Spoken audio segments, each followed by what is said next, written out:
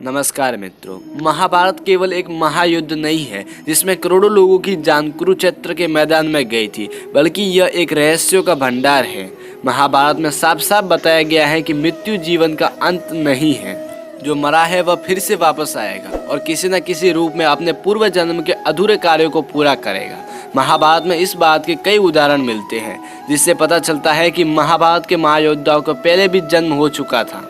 तो फिर आइए मित्रों जानते हैं कि महाभारत के महायोद्धा पूर्व जन्म में क्या थे।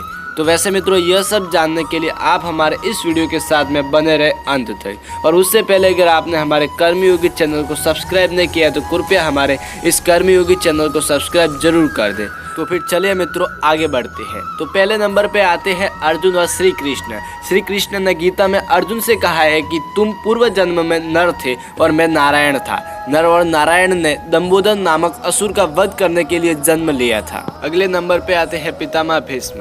भीष्म पितामह पूर्व जन्म में एक वसु थे। पत्नी की जिद में आकर इन्होंने ऋषि वशिष्ठ की गाय चुरा ली। इससे क्रोधित होकर ऋषि ने इन्हें पृथ्वी लोक पर मनुष्य रूप में जन्म लेकर दीर्घ काल तक जीवित रहकर कष्ट भोगने का श्राप दे दिया था।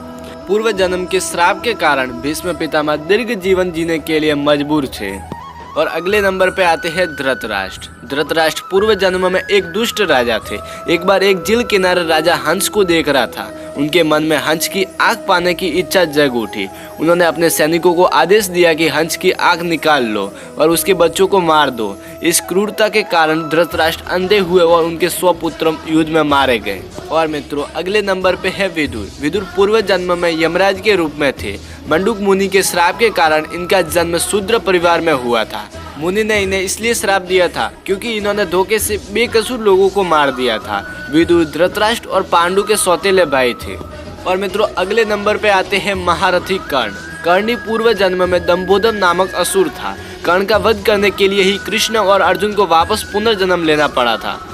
पूर्व जन्म में जब दंबोदर का कवच टूटता और नर नारायण में से एक की मृत्यु होती तो दूसरा अपने तप से दूसरे को जीवित कर देता और दंबोदर से युद्ध करने लगता। तब तक दूसरा भाई तप करता रहता। इस तरह नर नारायण के तालमेल से दंबोदर असुर का अंत संभव हो पाया। और मित्रों अगले नंबर पे है द्रौपदी। द्रौपदी पूर्व जन्म में एक विधवा ब्राह्मणी थी। इनकी इच्छा थी कि उन्हें अगले जन्म में सर्वगुण संपन्न पति प्राप्त हो और वह सदा सुहागन रहे। भगवान शिव की तपस्या से इन्हें 5 पति प्राप्त होने का वरदान मिला और यह पांडवों की पत्नी बनकर सदा सुहागन रहे। और मित्रों अब आते हैं धृष्टद्युम्न। द्रौपदी के साथ इनके भाई धृष्टद्युम्न का भी जन्म हुआ था। इनके बारे में कथा है कि यह पूर्व जन्म में एकलव्य थे। गुरु द्रोण ने उनसे चोरी चोरी शिक्षा ग्रहण करने के दंड स्वरूप अंगूठा मांग लिया था। फिर भी एकलव्य ने बाएं हाथ से धनुष चलाना सीख लिया था। रुक्मिणी हरण के समय कृष्ण के हाथों एकलव्य मारा गया। इस समय श्री कृष्ण ने एकलव्य को अगला जन्म लेकर द्रोणाचार्य से बदला लेने का वरदान दिया। और मित्रों अब बात आती है कि पूर्व जन्म में क्या थे शिशुपाल। तो शिशुपाल के बारे में कहा जाता है कि वह पूर्व जन्म में रावण था। इससे भी पूर्व जन्म में हिरण्यकश्यप था। और मित्रों अब बात आती है कि पूर्व जन्म में अभिमन्यु क्या थे। तो पूर्व जन्म में अभिमन्यु भगवान श्री कृष्ण का शत्रु कालेवन था। कालेवन की मृत्यु के बाद उसकी आत्मा को भगवान श्री कृष्ण बंदी बनाकर एक बक्से में बंद करके रखते हैं। कृष्ण की बहन सुभद्रा ने उत्सुकतावश उस डिब्बे को खोल दिया। इससे वह गर्भवती हो गई और कालेवन ने अभिमन्यु के रूप में पुनर्जन्म लिया। तो फिर मित्रों ये थे महाभारत के पुनर्जन्म लेने वाले कुछ व्यक्ति और योद्धा। आशा करता हूँ कि आपको हमारा ये वीडियो जानकर अच्छा लगा होगा। तो कृपया हमारे इस वीडियो को लाइक कमेंट शेयर एंड हमारे कर्मयोगी चैनल को सब्सक्राइब करना बिल्कुल ना भूलें। तो फिर चले मित्रों आज के लिए इतना ही। फिर मिलते हैं अगले वीडियो के साथ में।